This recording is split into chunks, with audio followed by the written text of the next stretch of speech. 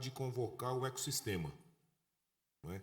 E junto com o ecossistema tem que ter uma capacidade de alinhar a ação desse ecossistema, né?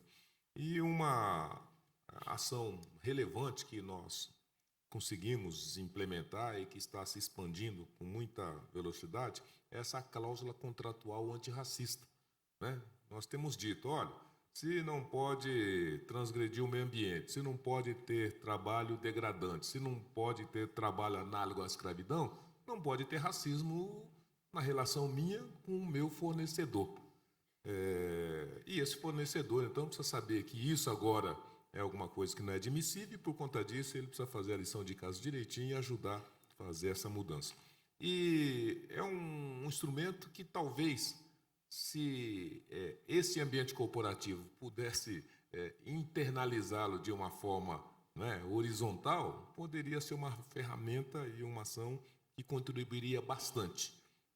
Você acha que tem espaço para a gente caminhar nessa direção? Professor, é uma honra e uma satisfação lhe reencontrar, agora representando a PepsiCo, que me dá muito orgulho. Como o senhor sabe, eu cheguei agora na PepsiCo, vai completar 1 ano no começo do ano. E todas essas discussões que a gente sempre fez sobre a atração de talentos a partir dessa responsabilidade, dessa atuação responsável, vale para mim.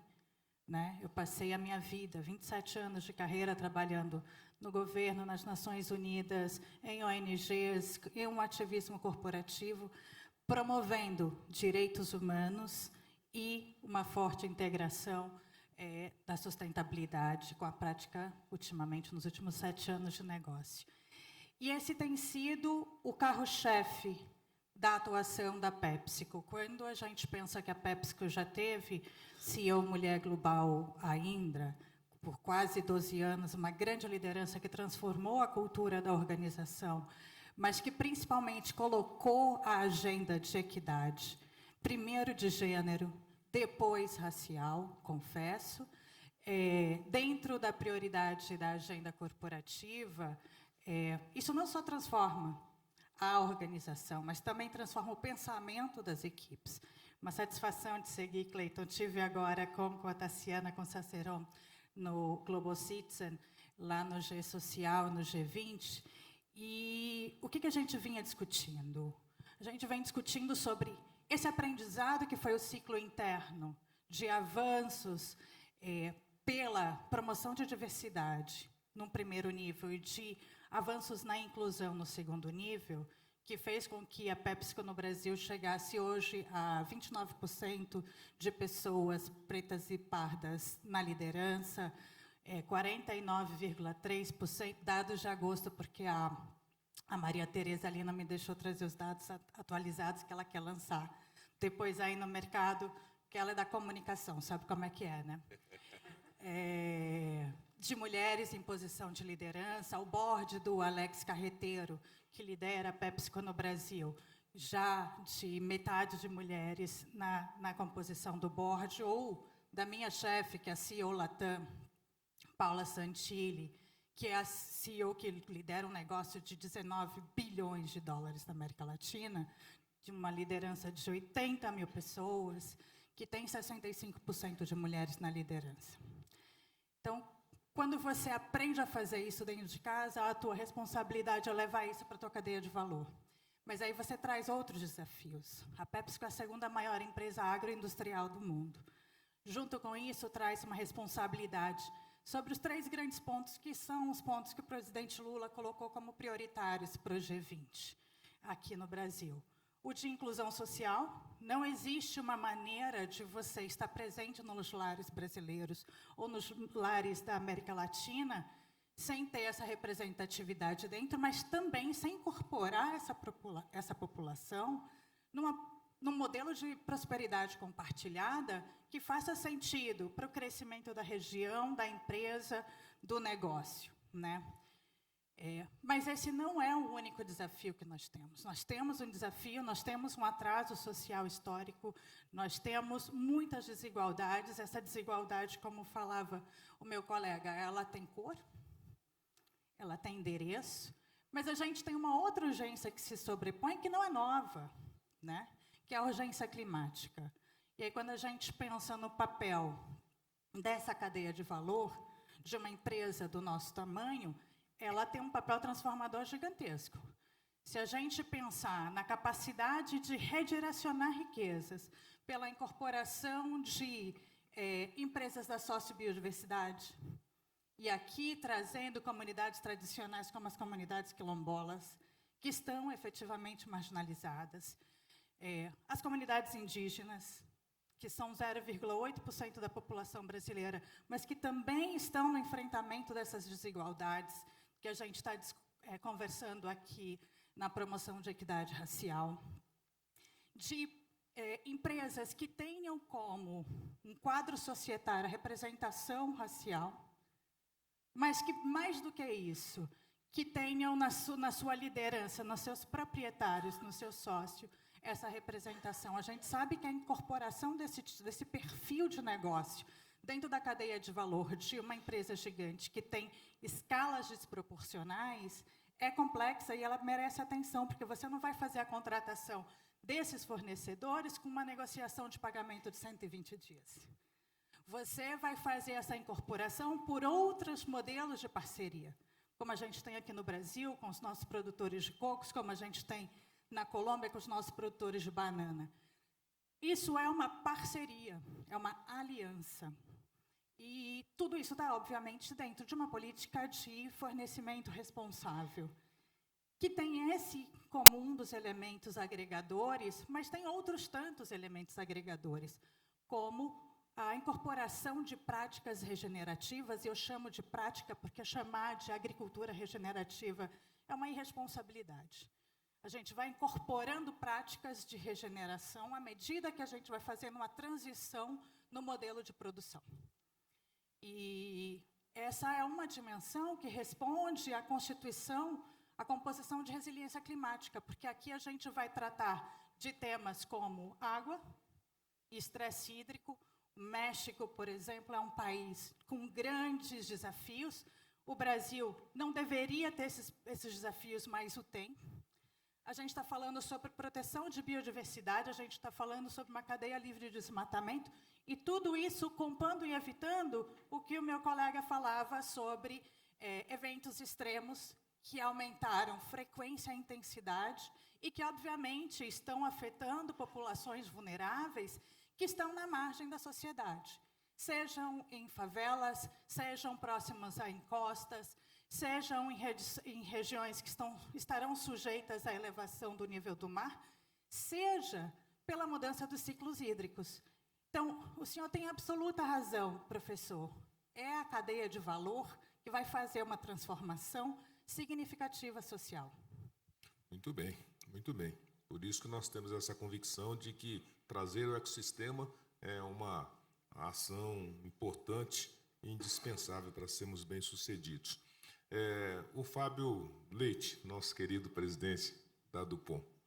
Ô Fábio, a gente tem ouvido intensificar-se o discurso de que a inovação e a tecnologia, não é, serão ou precisarão ser os novos vetores a construir esse novo futuro, sobretudo do crescimento, do desenvolvimento, da descarbonização. E isso pode e deve ajudar uma produtividade essa que vai ajudar com esses pressupostos. Mas a gente não tem ouvido falar de gente, né? Ou seja, quem vai fazer essa inovação, quem vai amplificar essa tecnologização e de que maneira que, sobretudo, empresa e governo pode e deve ter uma ação muito construtiva nessa perspectiva. E quando a gente fala de gente, de novo, nós precisamos dessa gente qualificada para fazer essa inovação e para ampliar essa, então, tecnologização. Como é que você imagina, sobretudo na sua área, que é uma área extremamente sensível, que a gente pode trazer essa diversidade, essa inclusão de mais talentos, de mais habilidades, de mais competências, de mais visões de mundo para fazer um produto melhor e um crescimento melhor? Bom, Excelente dia para todos aí. Obrigado, é um privilégio estar aqui. Acho que se acorda todos os dias e na sua agenda você não tiver alguma coisa relacionada à transição energética e à diversidade e inclusão, provavelmente você não está fazendo um bom trabalho em planejar o seu tempo. Acho que são as duas coisas mais urgentes que a gente tem para poder tratar. Especificamente em relação à inovação, né? A gente inova a partir das pessoas. Eu recebi uma pergunta esses dias num evento que eu estava na FISP, né, numa feira, se os materiais eles eram o que promoviam essa inovação. Eu falei que não. O que promove a inovação são as pessoas que buscam os usos e desenvolvem os materiais. E acho que as dores que a DuPont tem especificamente em relação à diversidade e inclusão, elas não são muito diferentes da que o Gustavo mencionou. 5% da população aqui no Brasil se comunica em inglês. E sendo uma empresa americana, para que essas pessoas, os nossos profissionais, tenham capacidade de se comunicar com os outros países, onde o inglês é a língua oficial na empresa, já é uma barreira enorme de entrada. A gente tem uma outra barreira, especificamente em relação à diversidade de raça, que são as áreas STEM, né? As áreas, a grosso modo, as áreas exatas, né? Ciências exatas. Porque são normalmente cursos, né, com equipamentos e laboratórios onerosos, e essa já é uma outra barreira para que pessoas negras e pretas também tenham uma participação mais impactante nessas áreas. Então, quando nós vamos recrutar, são duas grandes barreiras que a gente tem. E, bom, enfim, como a gente tem essa questão da intencionalidade como parte, um vetor, né, da nossa atuação, a gente quer tentar resolver isso de alguma forma. Uma forma que a gente busca para resolver é fazer o recrutamento direcionado. Então, a gente procura parceiros, né, para poder nos ajudar a localizar esses profissionais que existem. A questão é que esses profissionais vêm e eles podem vir tão fácil quanto eles podem ir embora. Então, e a gente teve umas situações, e assim, eu posso dizer particularmente que eu fiquei chateado por ter trazido pessoas muito boas, mulheres negras, para poder trabalhar em cargos de liderança, e assim, não vou dizer pouco tempo, mas em algum momento essas pessoas decidem buscar o que é melhor para elas, você não pode culpá-las por isso. E, nesse contexto, a pergunta é, a gente está adotando as estratégias adequadas para poder ter um time diverso, para poder promover essa inovação que você perguntou? Assim, a minha avaliação, tivemos até há pouco tempo atrás o dia dos projetos mortos, a gente avalia os projetos que não foram bem sucedidos, o que deu errado? Porque a tendência nós, como seres humanos, é pegar aquilo que deu certo e você minimizar as coisas que não deram certo, porque afinal o resultado foi positivo. E aquilo que deu errado, só pensa naquilo que deu errado. Então a gente para e começa a analisar o que deu errado. E uma das falhas dessa estratégia de você buscar profissionais já em posições para liderança, usando esse tipo de expediente, é que você não cria uma base. Então, acho que o nosso foco agora está em criar justamente esse pipeline de profissionais para estar prontos para poder ocupar posições de liderança na empresa. Porque simplesmente recrutar para posições específicas e trazer esses profissionais não se mostrou uma estratégia que tem trazido os resultados que a gente espera. Então, dentro da inovação, eu vou dar um exemplo de como que ter esse time diverso tem esse impacto para nós, né, em inovação. Nós temos um cliente que é acho que um dos maiores fornecedores de produtos para cabelos para pessoas pretas e negras, e eles estão com um grande desafio, que é justamente comunicar melhor com os clientes deles. E uma das questões que eles tinham é que quando eles imprimiam as embalagens, os cabelos negros, os cachos, não ficavam bem definidos. Então ficava uma mancha ali, um pouco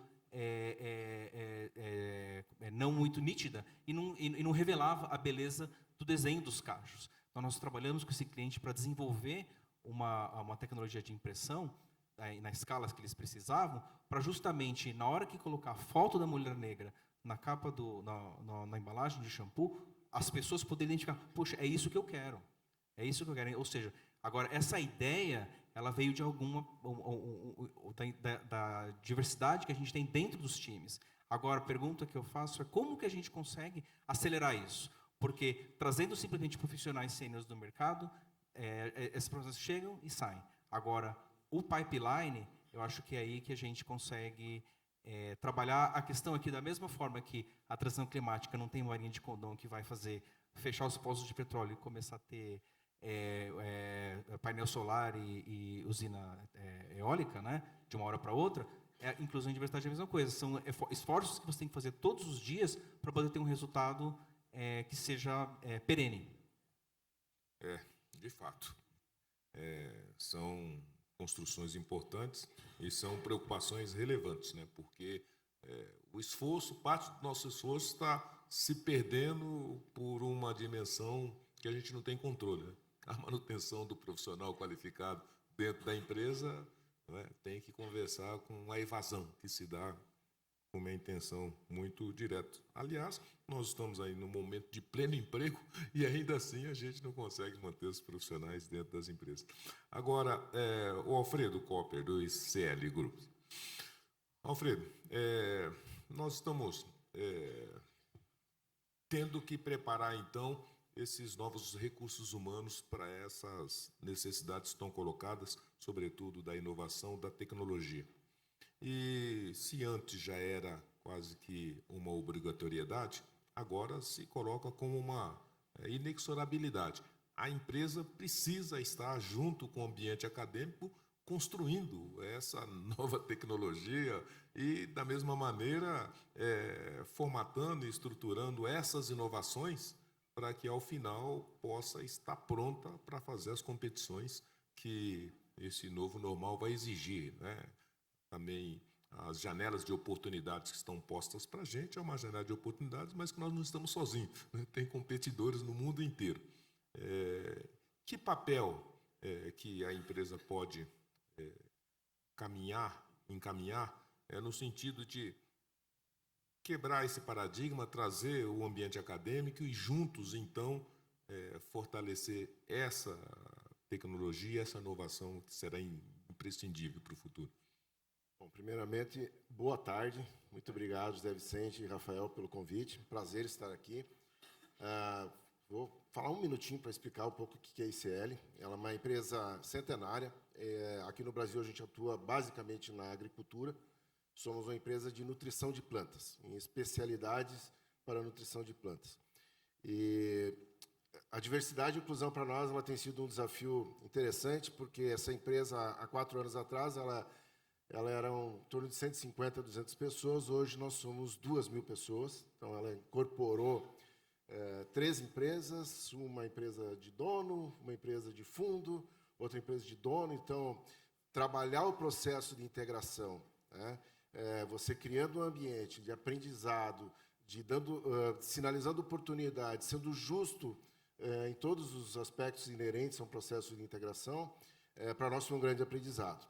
A gente começou com um comitê de diversidade já tem 2 anos e meio.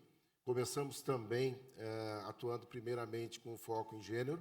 Agora, ano passado, nós ingressamos então na iniciativa empresarial e para nós tem sido uma jornada também de muito aprendizado. Indo ao ponto da pergunta, né, nós acreditamos uma proximidade muito grande.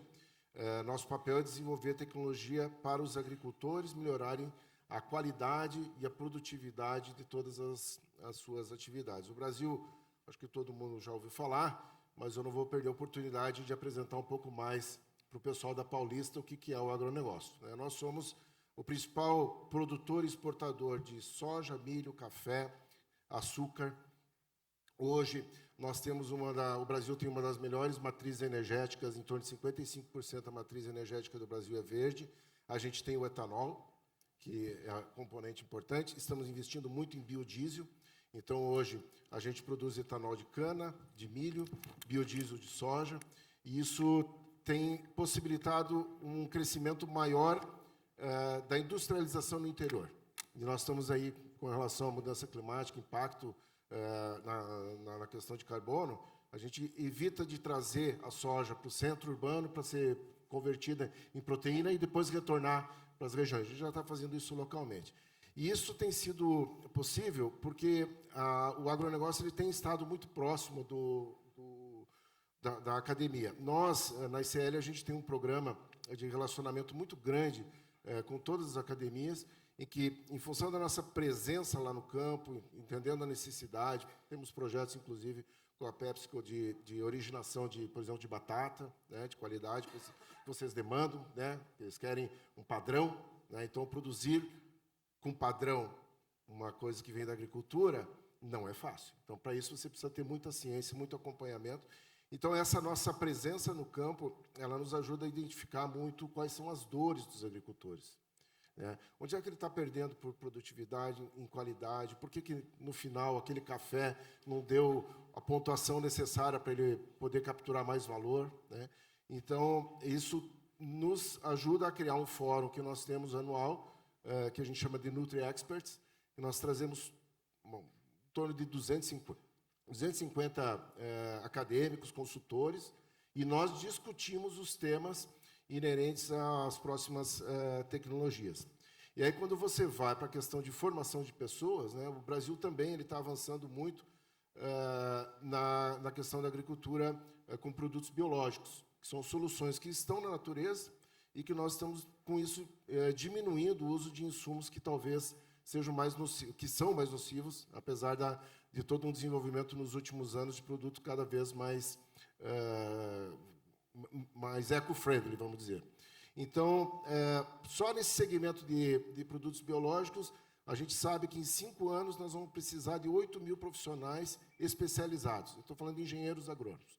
Então, para a galera que está aqui para tomar uma decisão, talvez seja uma boa alternativa olhar para o agronegócio. A qualidade de vida no interior é muito melhor e existe uma grande oportunidade, porque o Brasil tem essa vocação de ser o maior produtor de alimentos e nos últimos 20 anos a gente avançou muito nisso. Então, a nossa preocupação hoje, e eu gostei muito do comentário do Fábio, porque a gente desenvolve, né, e nós temos o turnover alto, porque a concorrência vem e pega aquele profissional que nós investimos 1, 2 anos em qualificação, treinamento, preparação. Isso faz parte do jogo. Para nós é positivo num certo aspecto, porque se a gente entende que o nosso papel é ajudar as pessoas nessa jornada de crescimento e desenvolvimento social, quando ela sai porque ela tem uma melhor oportunidade, a gente fica chateado, mas a gente também está cumprindo o papel de catapultar essa pessoa no desenvolvimento da carreira e da vida dela. Né? Mas é um desafio que a gente tem que buscar, contratar. A oferta para nós de profissionais ela diminuiu em proporção ao crescimento da demanda de profissionais no agronegócio. Nos últimos 15 anos foi muito, muito sensível. Nós tivemos que ir baixando cada vez mais a régua, buscando... Antes a gente contratava numa multinacional, pessoa com 5 anos de mercado. Agora a gente a gente já está lá no 2º ano de faculdade, tentando transformar aquela pessoa num trainee para você ter oportunidade de ter um talento nos seus quadros. Então, é um grande desafio, mas a gente investe muito em isso e a nossa liderança tem um papel importantíssimo também na questão da inspiração, né, de dar um significado que esteja muito de acordo com os nossos valores, né? Inovação, cuidado e liderança. Muito bem, muito bem. Você está colocando alguns desafios importantes, algumas demandas que precisarão ser, né, contempladas, né? Da onde virão esses 8 mil novos engenheiros que vão ser feitos? A academia é, por natureza local, que pode ajudar a fazer a construção desse recurso humano para a inovação e para a tecnologia. E eu só queria trazer uma pequena anotação que servisse para a gente, talvez, em algum momento, aprofundar, porque você e também a nossa vice-presidente, a Suelma, aqui da PepsiCo, estão dentro de uma área que conversa muito com uma dimensão da nossa agenda que não tem estado com muita frequência nas nossas reflexões, que são a produção dos quilombolas. Né? Nós temos quase 5 mil, né, territórios quilombolas em que eles, essencialmente, plantam, colhem e também precisam não só dos aprimoramentos do produto, como também de infraestruturas para fazer o seu produto chegar com competitividade, né, no mercado local ou até no mercado global. E talvez tivesse uma sinergia aí. Como é que, né, a fundação, que já trabalha aí nessa agricultura familiar, junto com a vossa empresa e as que estão aqui pudessem pensar como é que a gente faz isso para colocar a produção quilombola também dentro dessa perspectiva. Vai E ser um agora... prazer. Ah, pois não. E agora, finalizando, você ficou o último, e o último é o que paga a conta. Mas, na verdade, é o seguinte, o Alfredo Kober, do ICL Group, desculpa, é o Ricardo Neves, do NTT Data. E, de novo, aqui a gente se debruça sobre uma questão muito importante que se coloca agora como uma naturalidade, porque nós estamos dizendo assim, olha, era possível que Porto Alegre, Rio Grande do Sul, pudesse ser conhecido com antecedência, porque era previsível, mas não tínhamos as informações.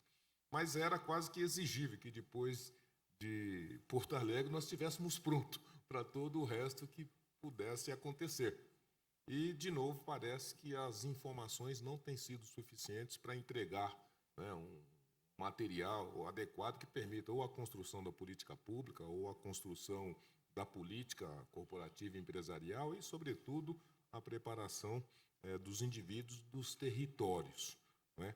Então, isso é uma questão muito relevante que desafia todos nós nesse momento. E a gente não tem também, por conta disso e por conta dessa necessidade dos enfrentamentos que a nossa indústria e a nossa corporação terá que fazer, porque nós estamos dizendo, olha, temos o minério, temos a boa agricultura, temos o etanol, mas nós vamos ter que combinar com as mudanças climáticas, né? Porque, de repente, a gente pode não ter. Se os eventos extremos se derem em tanta intensidade e de uma forma tão potente que, de repente, mesmo esse ativo não tenha valor, porque sem a água nos rios que estão secando, vai ser difícil regar a planta, vai ser difícil fazer todo o resto acontecer. Não temos dados. Como é que nós produzimos os dados que nos dê as informações? Onde estamos e como é que a gente tem que se preparar para seguir adiante? Muito bom, professor. Obrigado pela... Primeiro, é uma honra estar aqui, inclusive ladeado aqui pelos professores, entendeu? Isso é importante. Eu queria justamente agradecer. Para mim é sempre uma grande oportunidade de aprendizado. O que eu vi hoje desses de líderes, de pessoas tão importantes, alguns deles que eu conheço e admiro bastante, é sempre uma grande oportunidade de você ouvir, aprender, entender. Eu venho da perspectiva, a NTT Data é uma global multinacional japonesa, também uma empresa centenária, que tem a sua atuação na telecomunicações e serviços de tecnologia, e eu vou tentar responder essa pergunta, professor, justamente através do tema do papel da tecnologia para fazer isso, né? A gente vê que hoje, por exemplo, a tecnologia e telecomunicações é parte de 6,5% do PIB brasileiro, tá certo? Porém, eu acredito que é o 6,5% que influencia diretamente os 93,5% que não estão nele, entendeu? Ou seja, através da tecnologia, através das telecomunicações, você consegue influenciar diretamente a produtividade, a transformação, a resolução de problemas complexos que estão nos demais setores da economia, tá certo? E esse é um setor que existe hoje uma muito alta carência de mão de obra especializada nele. A Brascom, que é a Associação Brasileira de TI e Telecom, do qual eu sou um membro do conselho, a gente publica um estudo que coloca que a gente tem um déficit de 100 mil vagas, 100 mil por ano, vagas em tecnologias que não são supridas pela nossa formação hoje, tá certo? E aqui eu trago que é justamente através de ter pessoas qualificadas para trabalhar em tecnologia que a gente vai resolver, ou vai antecipar, ou vai trabalhar, porque, na verdade, os dados, às vezes, até existem, só que eles não estão sendo trabalhados corretamente justamente por falta de especialização. E aqui, para resolver problemas complexos, é necessário pessoas capacitadas. Eu acho que o Luiz colocou também o tema do gap, né, Luiz, sobre a formação de pessoas. E para a formação de tecnologia, que não é só a formação de tecnólogos que vão fazer programação de computador. Hoje, a habilidade de tecnologia ela é exigida em praticamente todas as profissões, né, em todas as capacidades que a gente tem. Então, eu queria trazer uma perspectiva talvez diferente. A gente escutou bastante hoje sobre intencionalidade, a gente escutou sobre muitos interessantes programas que foram feitos por todas essas empresas. Nós, da NTT Data, com o apoio de vocês, o censo, a formação, a aceleração de pessoas, né, pretas e pardas dentro da organização e tantos outros, mas eu queria trazer uma perspectiva diferente, que foi a NTT buscar formar pessoas no mercado. Se eu tenho um déficit de 100 mil pessoas, gente, eu tenho uma grande oportunidade de formação de pessoas. E nessa formação, uma capacidade de formar pessoas dos grupos minoritários, pretos e pardos, mulheres na área de STEM, como também comentou aqui, eu acho que o Fábio, tem muito menos mulheres nessa área, a gente precisa trazê-las, mulheres negras ainda mais. E realmente a gente foi ao mercado fazer, através de uma plataforma, usando tecnologia, a gente foi formar pessoas no mercado.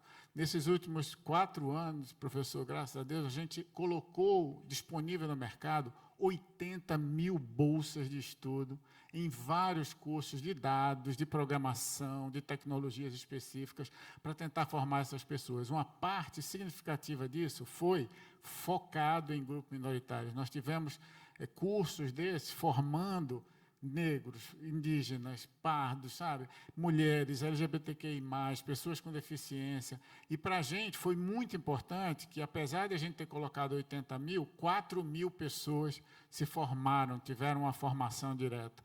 E alguém pode perguntar, mas Ricardo, o que é que aconteceu com as 74 mil outras, né? Elas deram um passo em sua formação de tecnologia, isso foi muito importante. A gente usa muito a visão de que quando a maré sobe, todos os barcos navegam, então isso é muito importante, a gente formar, além das nossas necessidades nas nossas empresas, o papel de uma multinacional global como é a NTT Data, de fazer o investimento e fazer essa formação de pessoal, é o mínimo que uma empresa desse tamanho e com essa responsabilidade tem, e assim eu vejo várias outras do campo de tecnologia fazendo. Então, talvez essa é uma perspectiva que eu queria trazer no sentido da responsabilidade social em formação de pessoas. E nessa formação, usar, novamente, esse grande déficit de necessidade para formar pessoas, né, pretos e pardos e todos os grupos minoritários, que foi uma grande honra para a gente. Divido aqui, então, essa coisa para fechar aqui e a gente poder sair para o almoço, né? Está todo mundo com fome.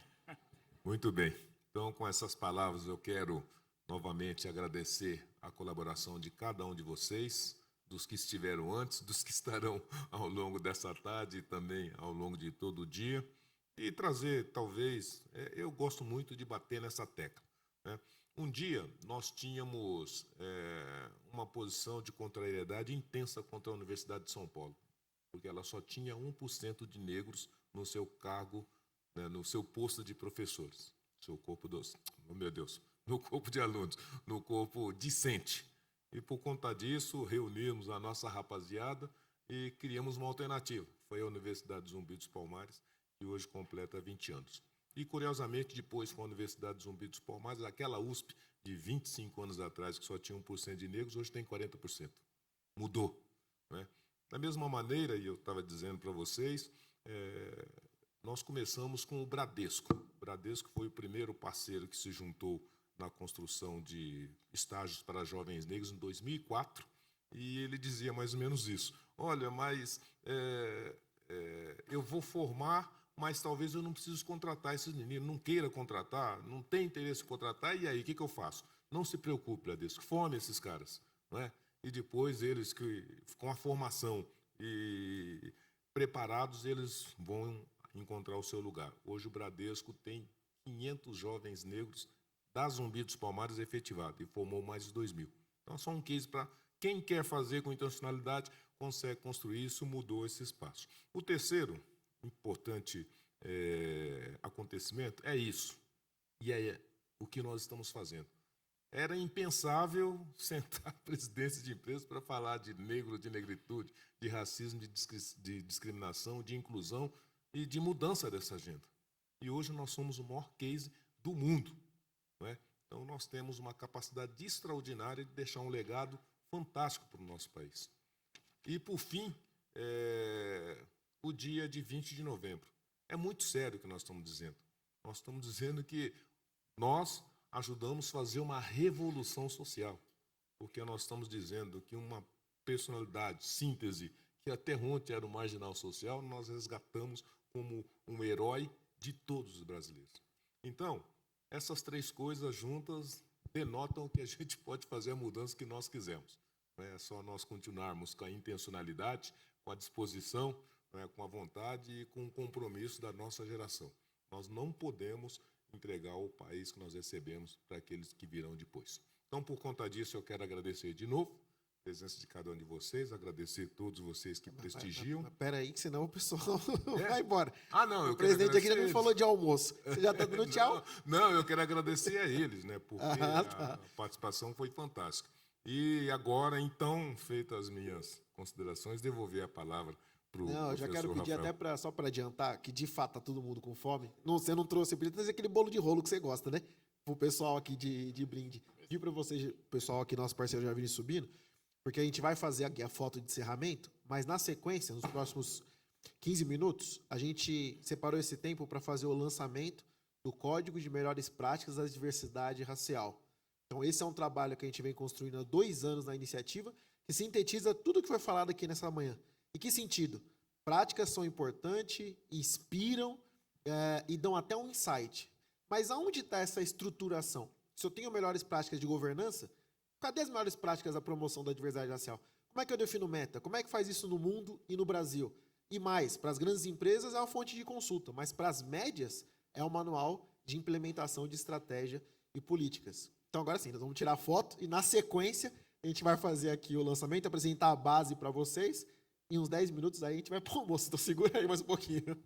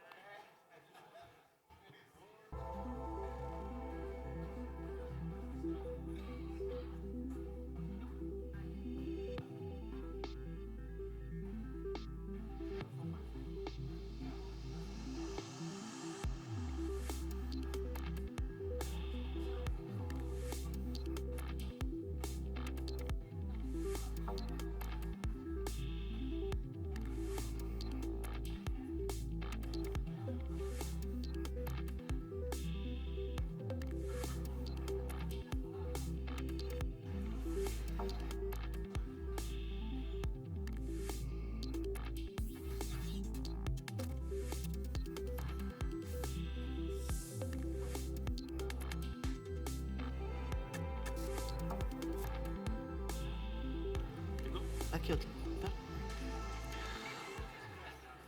Nossos agradecimentos a esses executivos que têm direcionado os negócios que lideram para um futuro mais sustentável através da inclusão e da equidade.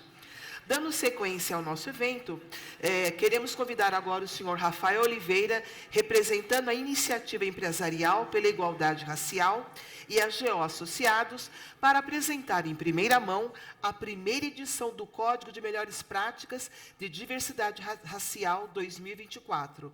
Uma construção inédita no país.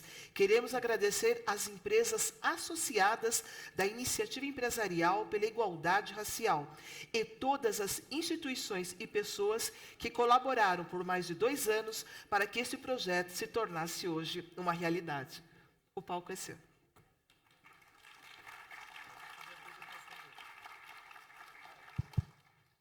Bom, boa tarde a todos e todas. Meu nome é Rafael Oliveira.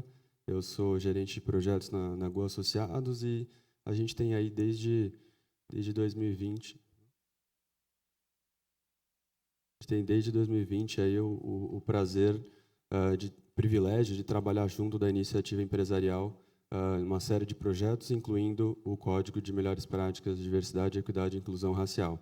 Então, para não me alongar muito e não atrasar o horário de almoço aqui, o sagrado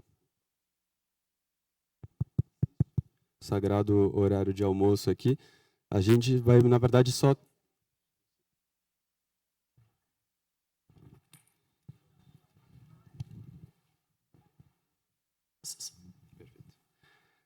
a gente vai só trazer, na verdade, um teaser aqui do que é o código e do que vocês podem esperar desse código. Como qualquer trabalho que a gente faz aí em apoio à iniciativa empresarial, ele é feito em várias mãos, então a gente contou aí com essa equipe diversa, multidisciplinar e que fez um árduo trabalho aí ao longo do ano, em conjunto com as empresas, e se aproveitando de outros trabalhos também que já foram realizados aí para conduzir esse trabalho. Então, um agradecimento a todos eles e um agradecimento especial também aos revisores, né, que ofereceram aí contribuições valiosas na minuta do código que foi circulada em meados desse ano, devolveram uma série de contribuições e que certamente foram importantes aí para um resultado robusto aí do código.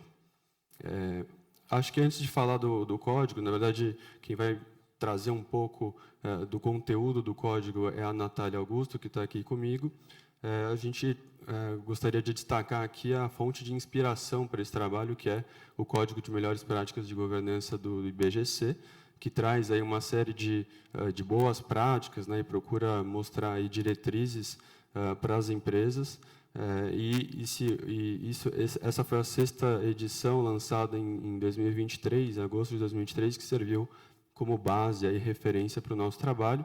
E a gente se aproveitou muito também da própria metodologia, né, que, no caso do IBGC, também usou aí da escuta ativa, do diálogo com grupos internos e externos e o benchmarking nacional e internacional. Então, a ideia foi se aproveitar dessa mesma metodologia e objetivos para aprofundar a discussão específica para a temática de diversidade, equidade e inclusão racial.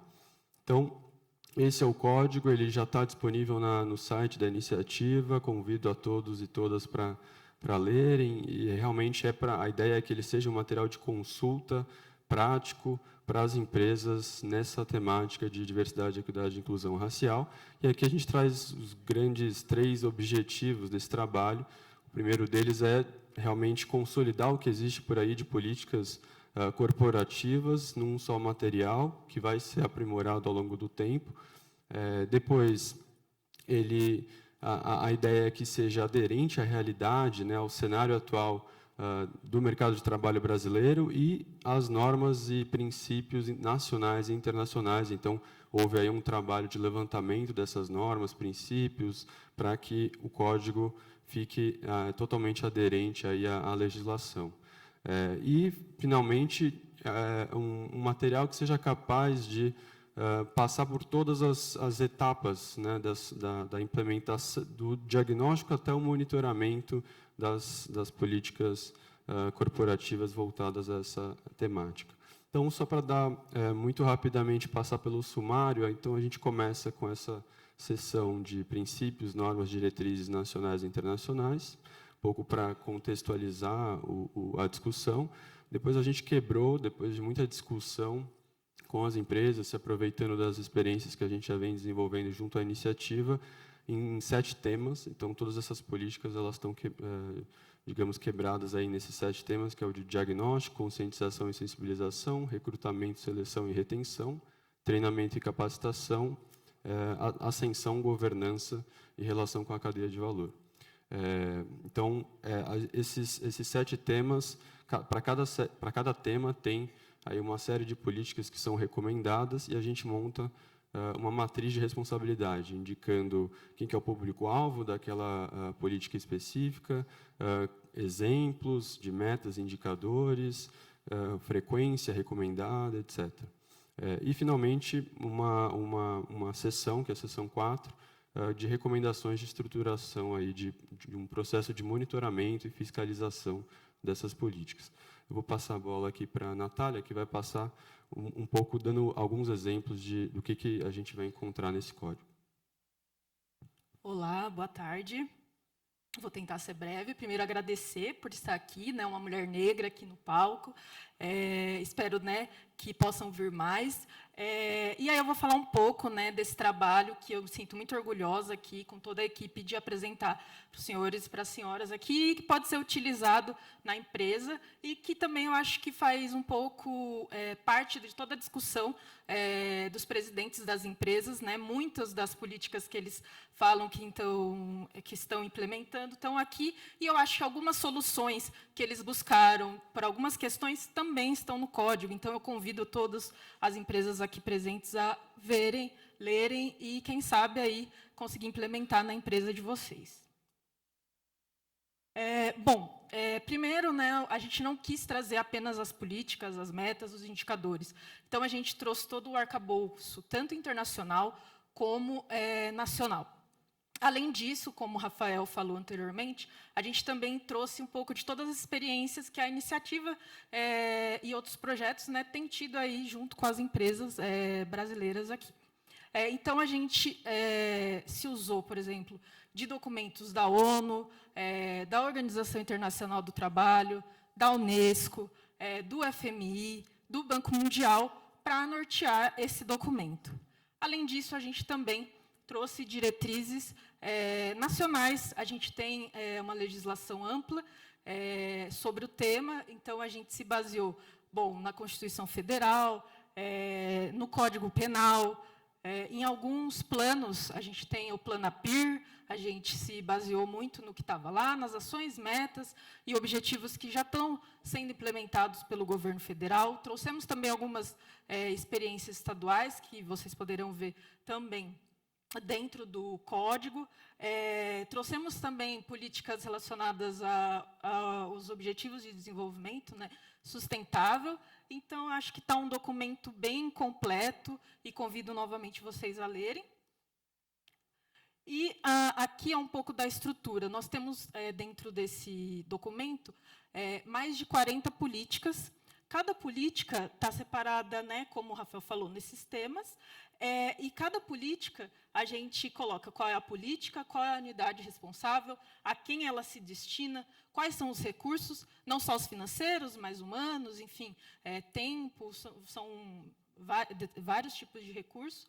Exemplos de metas e indicadores que as empresas podem se utilizar, né, para analisar se estão conseguindo atingir o objetivo, a frequência, né, o produto esperado e o resultado também esperado. Então, como vocês podem ver, a gente está tentando fazer algo que dê para colocar na prática, que saia da teoria. Então, a gente tem um embasamento teórico, mas que as empresas consigam colocar ativamente, né, nas suas instituições. Aqui a gente deu um exemplo, né, que eu acredito que seja uma das políticas mais primordiais em quem quer fazer qualquer tipo, né, de inclusão social, que é fazer um diagnóstico. Então, a gente trouxe aqui o exemplo do recenseamento. A unidade responsável seria, né, a área de gestão de pessoas, a RH, ou um comitê de equidade racial, que a empresa tenha, ou uma diretoria de DEI. O público-alvo seriam os atuais colaboradores, ou, no caso, por exemplo, a gente tem alguns outros projetos, que são os fornecedores. Então, quando você quer fazer o recenseamento dos seus fornecedores. Os recursos, né, são as pessoas que vão estar dedicadas à elaboração, né, desse documento, desse censo. E, além disso, a gente tem aqui exemplo de metas e indicadores, né, que poderia ser realizar o censo anualmente, com pelo menos 85% dos colaboradores, ou com determinado segmento da sua cadeia de fornecedores, né? A frequência, a gente indica que o mínimo seria anualmente, né? O produto esperado são os colaboradores recenseados, e os potenciais resultados seria a gente entender como essa empresa está em relação à diversidade, equidade e inclusão. E aí, a partir disso, a gente consegue fazer uma política com metas, objetivos, que sejam estratégicos, e a gente age aonde a gente tem que agir. Outras políticas, né, eu falei, são mais de 40, eu estou dando aqui alguns exemplos. Conscientização, né, sobre a temática da equidade racial nos princípios da organização, né, os princípios e valores. Muitas vezes, os próprios colaboradores não sabem esses princípios, então a gente indica isso como uma política. No recrutamento, seleção e retenção, a gente coloca a política de direcionamento específico de algumas vagas, né? A gente também sabe da questão da interseccionalidade, então a gente também indica que tenha alguns processos seletivos que sejam visados em mulheres negras, porque a gente sabe que, né, além da questão de raça, as mulheres também, né, as mulheres negras passam também pela questão de gênero, então a gente sabe da importância da gente também pensar na interseccionalidade quando a gente está pensando em políticas. Outras políticas que a gente fez foi treinamento e capacitação. A gente tem uma das políticas de implementação e manutenção de programas de mentoria para pessoas negras. A gente já viu que algumas empresas aqui já estão implementando isso. Um sistema de remuneração variável para os colaboradores que tenham metas relacionadas à diversidade, equidade e inclusão racial. A gente sabe que isso é um sistema de incentivo, né, que pode ajudar nesse aumento da inclusão. E a relação com uma cadeia de valor, né? Uma das políticas que a gente coloca é o apoio a projetos, né, de economia popular, né, das pessoas negras. Então, basicamente, aqui eu quis trazer alguns para dar uma dica do que vocês vão encontrar no código. Depois de dar a política, a gente fala um pouquinho sobre a importância, né, da fiscalização interna e externa, né?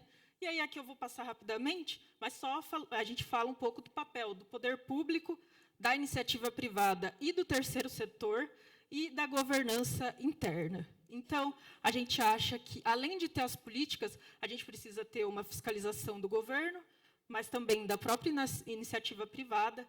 Aqui a gente coloca até alguns exemplos, né, de indicadores e índices que a gente já tem, como o próprio IERE, que podem ser métricas aí que podem auxiliar as empresas. E, por fim, assim como o Rafael também falou, o código do IBGC está na 6ª edição. A ideia é que todos aqui possam ler, possam refletir, e para que a gente possa analisar se a gente pode melhorar esse código, se as empresas já estão colocando outras políticas que possam ser interessantes para a gente agregar, ou se tem algo que a gente precisa melhorar. Então, a ideia o mercado é dinâmico, as soluções vão surgir, não necessariamente tudo que está aqui é estático. Então, a ideia é que esse código ele possa ser revisitado, rediscutido e aprimorado de uma maneira regular. Então, ele não para por aqui, é um projeto grande e é um projeto que continua. E é isso, gente. Queria agradecer e bora almoçar.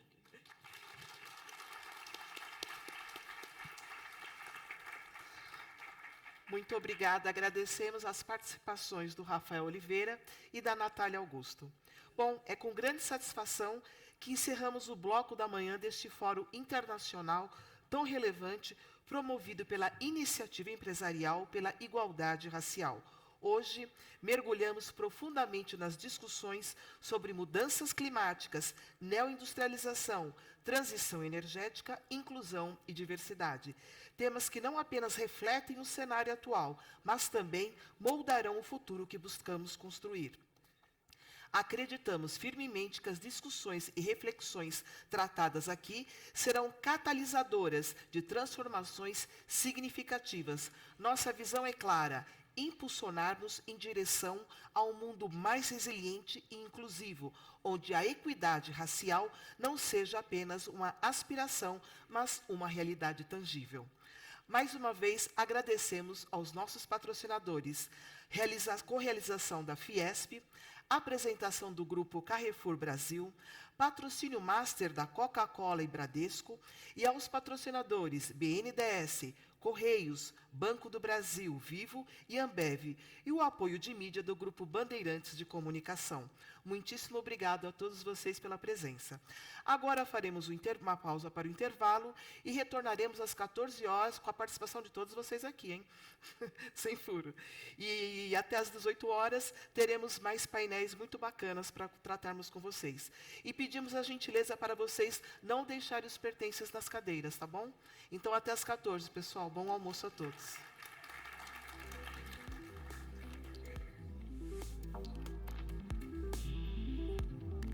De nada.